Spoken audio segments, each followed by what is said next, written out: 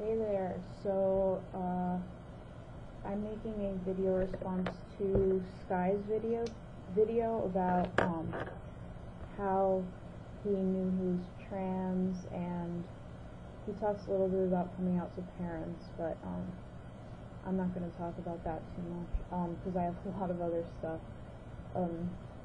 that went on with how I figured everything out. So, for me, I kind of first started realizing that something was like off, I guess, around 3 years old. Like, once I knew, it was like more of a physical thing. Like, once I knew, like, what men, that boys had penises and all that, when I was like 3 years old, I was like, I want that. And there was one point, I think when I was about 4, I actually made like a paper penis, and I tried to like piss out of it, and then that like completely failed, and I was just like so depressed. I was like, oh my god, I'm never gonna be able to pee standing up. I felt like I was screwed like for the rest of my life. It was just like that devastating to me that I couldn't pee standing up. It bothered me so much. And also around the same time, my dad took his shirt off at the beach one day, and I tried to, well, I did take off my shirt, and then my mom yelled at me. She was like, put your shirt back on. And I was like, but Daddy's shirt is off. Why can't my shirt be off? And she was like, because Daddy's a man. And I was so angry and so upset. See, the thing is, I was never really, I guess you can say, expressive of my emotions. I'm still like that. I like kind of hold everything in. So when I was a little kid, all of this anger, all of this depression, I kind of kept it to myself. I didn't like throw tantrums and go, no, I'm a boy, and I'm taking my shirt off, that's it.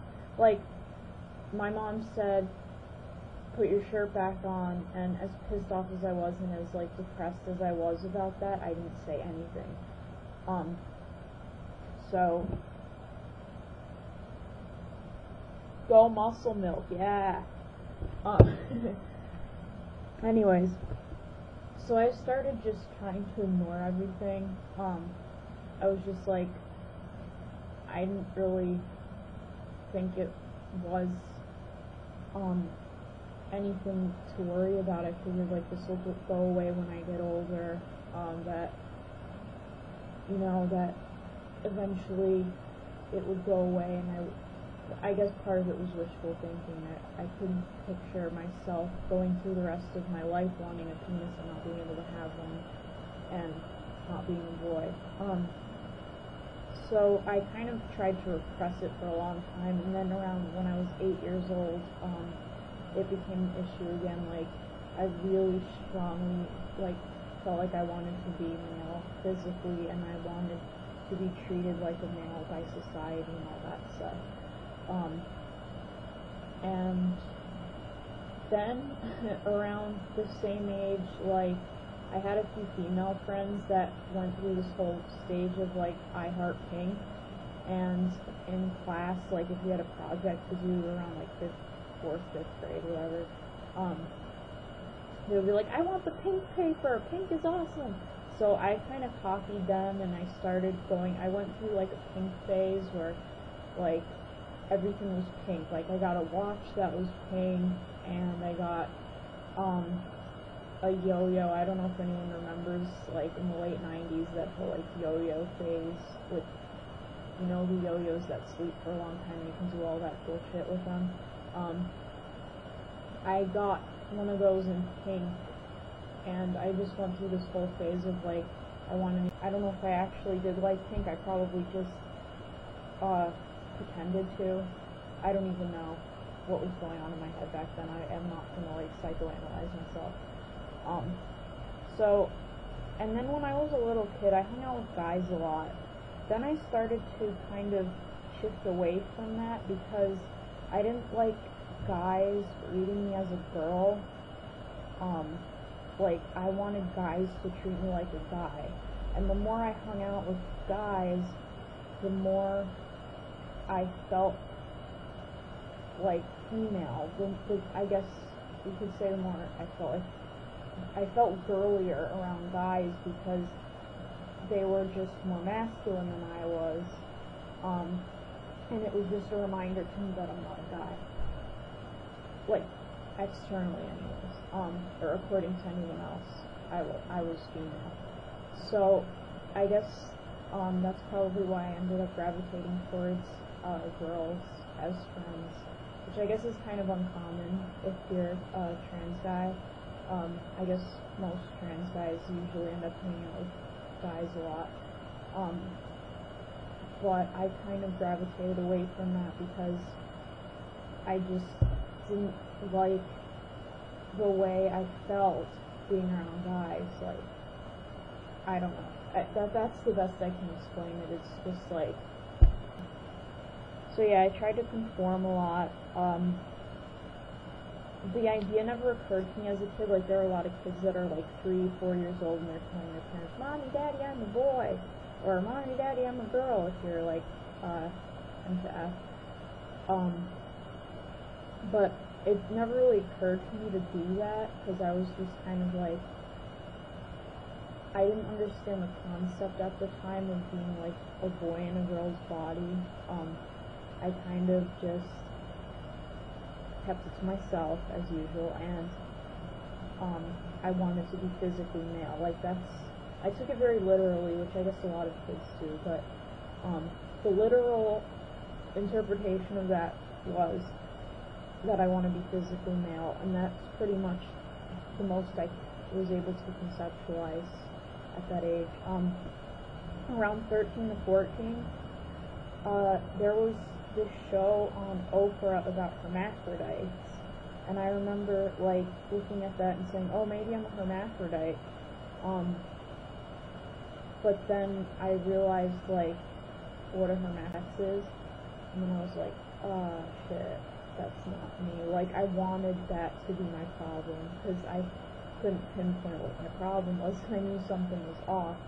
And then around the same time, I started hearing the term sex change, and I was like, "Oh, I'm totally gonna do that." But what I thought a sex change was like a perfect surgery, like, oh, one day I can get balls and one day I can have a dick. Like, that was what I thought in my mind. Like, I'm totally gonna do this, and I started telling my parents that I want a sex change, and my mom kept telling me like, "Oh, all girls have that, it's called," and I knew it was something much deeper than that. And the fact that she was telling me that's normal, I knew it wasn't normal because I knew most girls didn't walk around saying that they wanted dick and balls. So a few years later, I mean, around I guess 14, I started like questioning my sexuality and things like that. And like, it only happened like once or twice. I had like a guy ask me out, and I just said no.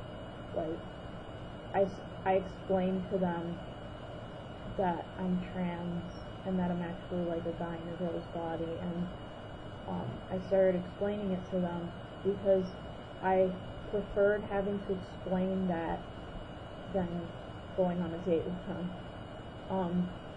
which I think is kind of funny, but yet I was still kind of like questioning my sexuality because I felt like for some reason I found the female body like really disgusting. And then I realized later on that was because like I was kind of picturing myself like sexually with a female body, and that disgusted me. And then like once I started picturing myself as like a guy, like in sexual situations, then I realized that I was attracted to girls. But like at that same time when I was like 16 to 17, that's when I was in denial for the few years before that. I was like, oh, I can't be trans because I don't want to deal with all the crap that goes along with it. Like, I realized that the surgeries weren't perfect and I couldn't accept that. I realized that I could end up with scars on my chest and I couldn't accept that. So I started denying, like, I can't be trans because I can't accept any of that. So I kind of went into denial about it. And then around 16 or 17, I finally admitted to myself that I'm trans. So I started saying, like, I'll wait till the surgeries improve and become perfect before I actually transition. But like in the past few years, I started thinking about actually transitioning, and that would be better for me, especially in the past year. The few years before that, I was still kind of happy about it. So I guess in terms of like my parents, I already kind of mentioned that my mom thought I was going through a phase and all that.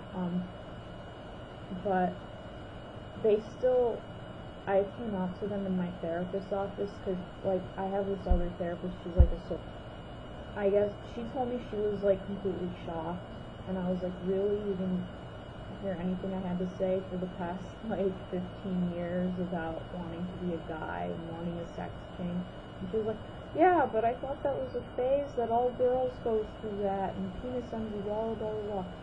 And I was like, major face palm. So, I don't know. My parents are still trying to understand it. My mom's like, why can't you just be a masculine woman? My dad says he doesn't get a male vibe from me. He gets like a masculine woman vibe. But like, seriously, how can he say that objectively? He's my dad. Like, anyone who, like, I think he's saying that because that's what he wants. Like, it would just be a lot easier on him if that's who I was. So that's kind of, I guess, my little autobiography of how I realized I was trans. It started out as a physical thing.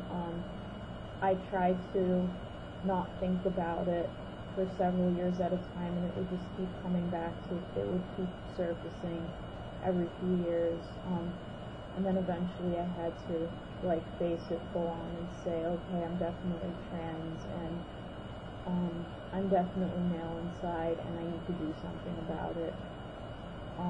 So yeah, that's about all I have. I want to thank Skye for making that video, because I think it would be a great video to show to like friends and family and stuff. I might show it to my parents, because everyone's story is different, but at least for me, and I think for a lot of other people, there are a lot of commonalities with his story. So that's about all I have. I just wanted to share my story and kind of, I guess you can kind of see the similarities and the differences between my story and Skye's story. So yeah, that's all I have for you guys right now, and see y'all later.